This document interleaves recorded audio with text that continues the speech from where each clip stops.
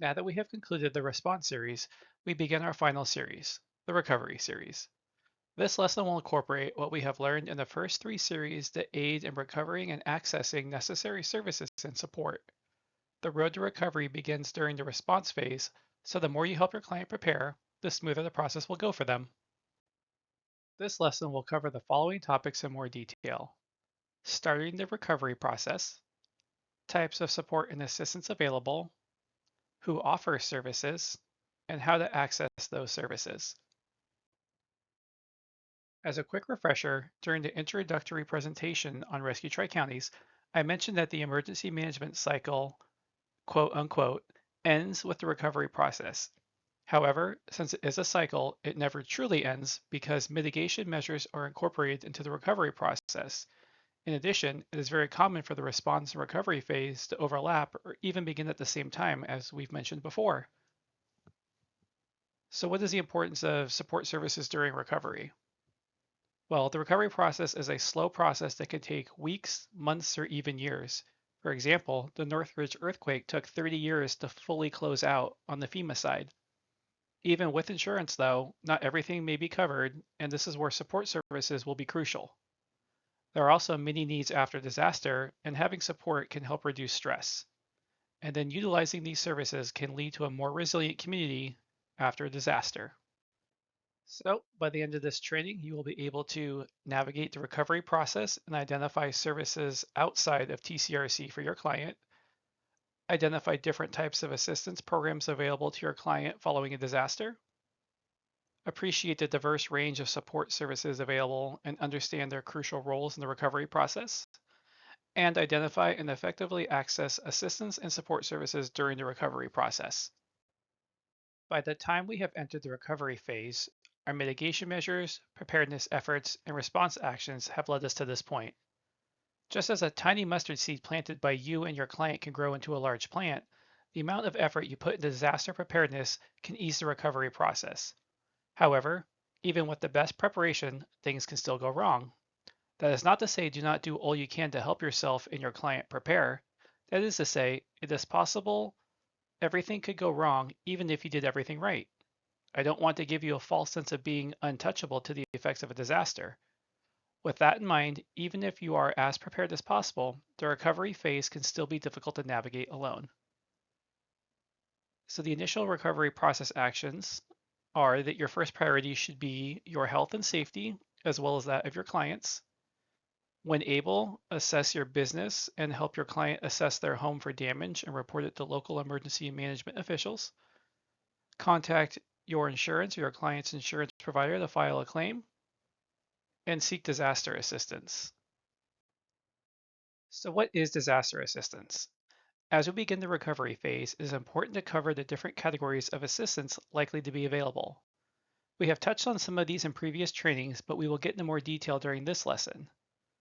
So some of the categories of assistance are health and medical, to include mental health and crisis support, housing and emergency shelter, food, water, and basic necessities, financial, debris removal, community support, and long-term recovery.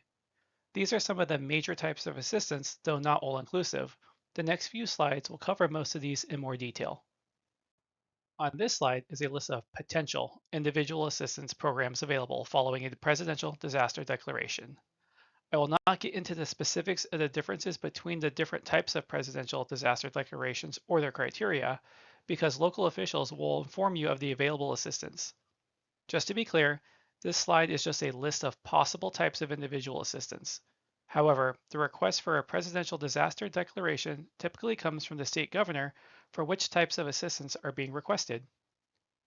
With that said, here are some of the possibilities. Individual and Households Programs, or IHP. This assistance can take several forms. It can consist of temporary housing such as rental assistance, repairs, and/or replacement for those eligible. It could also consist of direct housing such as a FEMA trailer. It can also range from helping replace personal property to transportation and other costs. Lastly, it can consist of medical, dental, childcare, and funeral expenses. State Supplemental Grant Program. The State Supplemental Grant Program, or SSGP, is provided by the state of California to help offset the costs of expenses not covered by assistance obtained through FEMA. This grant may assist with eligible items not already addressed by the IHP. To qualify, applicants must have applied through FEMA and maximized the IHP award in order to be eligible for the SSGP. Small Business Administration, or SBA. The SBA is the largest source of financial support to homeowners and renters after insurance policies. These loans are provided to help pay for the costs to repair or replace damaged real estate or property. As of this recording, rebuilding loans are capped at $200,000 and personal property at $40,000. These loans are typically below market rate and have repayment plans of up to 30 years. The U.S. Department of Agriculture, or USDA. Now, the USDA may be the one that most people are surprised by. This is a type of assistance that we'll find commonly in our area since our agricultural industry is a large part of our local economies. These loans are primarily geared towards farmers and ranchers. Crop loss can have a huge financial impact on these individuals. Due to the small subset of those who qualify, we will not cover this in more detail as most of these individuals are already acutely aware of these programs. Continuing on to other assistance that may be made available under a major disaster declaration, we have crisis counseling programs. These services are administered under the California Department of Healthcare Services, which offers individual and group support services to work through the emotional trauma caused by disaster. Disaster unemployment assistance. The Employment Development Department administers these services, which can be offered up to 26 weeks after a declaration for those who qualify. They are offered to workers, business owners, and self-employed individuals who have lost their jobs, work hours, or businesses due to a declared disaster. These services are unique because self-employed people do not typically qualify for regular unemployment insurance. Disaster legal services. The American Bar Association's Young Lawyers Division administers this assistance through FEMA. Disaster case management. The California Department of Social Services administers these services. This assistance is meant to facilitate survivors' access to recovery services. Disaster Supplemental Nutrition Assistance Program. Often referred to as DSNAP, this program is administered by the USDA after the state is approved for this assistance following an IA approval or individual assistance. This assistance is to help low-income households who suffered food loss or damage from a natural disaster. The requirements for this are different than traditional SNAP benefits. For more specifics on this, see the references slide at the end of this presentation. Many non-governmental organizations exist to help those affected by a disaster. When disaster strikes, these organizations mobilize, many of which you are probably familiar with. These organizations in the world of emergency management are referred to as VOADs, or Volunteer Organizations Active in Disaster. These are just a few of the non-governmental players that can assist your client during or after a disaster. The American Red Cross is the most prominent organization on this list. In fact, it is the only organization that operates under a congressional charter. This organization has a strong ground presence during disasters and is often seen with victims on site and/or operating evacuation shelters. The Red Cross is even active during small-scale disasters, such as responding to house fire victims to provide them with food, water, shelter, and clothing in the immediate aftermath of losing their home. The Salvation Army is a faith-based organization that provides education and training, food, emotional and spiritual care, emergency supplies, financial assistance, donations management, and long-term recovery services to victims of natural disasters.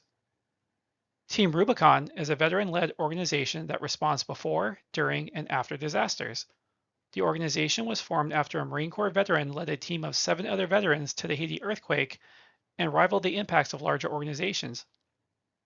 Team Rubicon is most known for aiding in debris removal, however, that is only a small portion of what they do.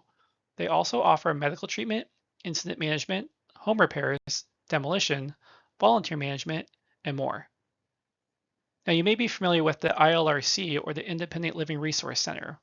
This organization was founded by those living with disabilities for others living with disabilities.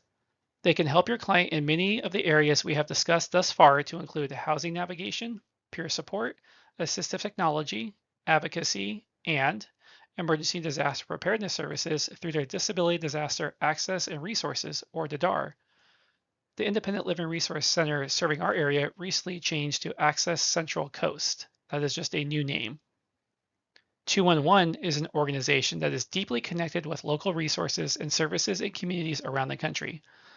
They are a 24/7 operation that can be reached by calling 211. They mainly provide information and referrals of social services. Lastly, another organization that is present in most communities is the United Way. This organization engages with 95% of the US population and is also an international organization. They also partner with 211 and can help before, during, and after disaster. And there are many more organizations. These are just a few we chose to highlight. Now, when it comes to how to access this assistance, this will be shared by local officials as they organize and establish one of two different types of centers. You and your client will know ahead of time, and they may be in operation for several days or longer if there is a strong showing by the community. The dates, times, and locations will be announced via official communications channels, whether it be the news, official social media accounts, or mass notifications via text, phone, or email, or a combination of all three. They may or may not require pre-registration, and make sure to pay attention to the required documents and identification needed to access services. Now, there are two types of centers that you and your client may hear about. We mentioned them by name only in our last lesson. The first is called a local assistance center. These centers are just as they sound, local. They are locally managed and supported by the state through Cal OES, which is the Office of Emergency Services. The equipment is supplied by local government entities, generally in a fixed location. These centers allow local, state, federal, and volunteer agencies to co-locate to best aid the affected community members. Now, disaster recovery centers are managed by FEMA, and they are sponsored by Cal OES and/or FEMA. FEMA provides the equipment and connectivity devices. They may be fixed or mobile centers, and they are recommended for presidentially declared disasters. The next two slides will have videos on each of these assistance centers so you can see what they look like and how they operate, which is very similar. Make sure that your client sees these videos as they can help reduce some of the anxiety associated with information overload.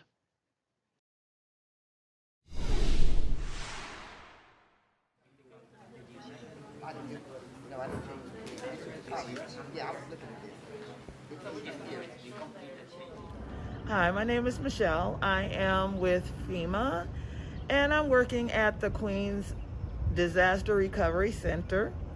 And come on in.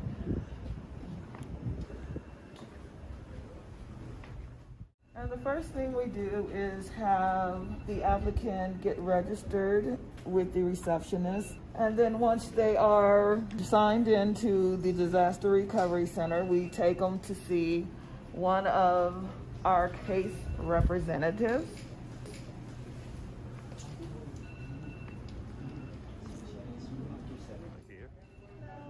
Well, first thing I'm going to do is greet them and make them feel comfortable and let them know that I'm here to help. And then we do have to go over some preliminary things, make sure identification is verified. So I will ask for ID and the registration number. And then, I proceed to help them. Whatever they need, I go into their account, give them additional information, or if they need to register for anything, I'll take care of that. If they need any additional referrals to another agency that's in the building, we help out with that as well. Currently, we have 3 interpreters that are on hand right now as of today. They speak Cantonese, Mandarin, and also a Spanish interpreter. She is our FEMA mitigator here, and her name is Barbara. Well, I introduce myself first of all, and then I explain to them what mitigation is. And I tell them it's about restoring houses back to being safer and stronger. And we teach them how to clean up after mildew and mold and do it safely. We explain to them about flood insurance being available to them. We give them information about rebuilding. And so that's kind of what we do in this hazard mitigation. If they need to, we direct them to the Small Business Administration where they can go get help with assistance also. And everyone that comes in will stop at the exit interview desk.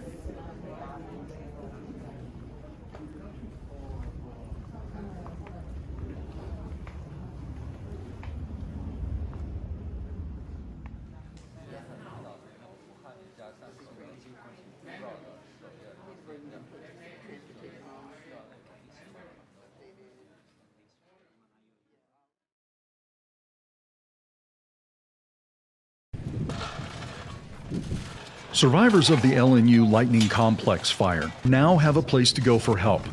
It's called a local assistance center.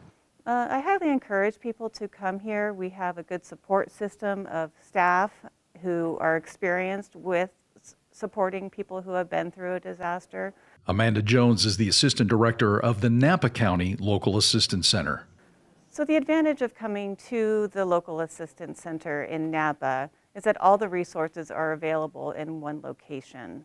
Also known as the LAC, it's a one-stop shop for all your recovery needs. Agencies and nonprofits alike are here to help you. This man, who didn't want us to use his name, is here to get help for his business that was forced to shut down only a month after it opened due to the fires. He's looking for answers to his licensing and financial questions. And if the answer that you're looking for is not here, we might be able to help you find it out in the community. This is only one of many LACs now open around the state in areas impacted by wildfire. It's open from 9 to 6, 7 days a week. You may just walk in, but they prefer appointments to help them manage social distancing. So if you've been affected by any of these recent wildfires, we encourage you to go to your local assistance center where you'll be able to find all kinds of help to get you on the road to recovery. Meanwhile, if you want to find out more information about where those local assistance centers are and any other information about these wildfires, we encourage you to go to oesnews.com.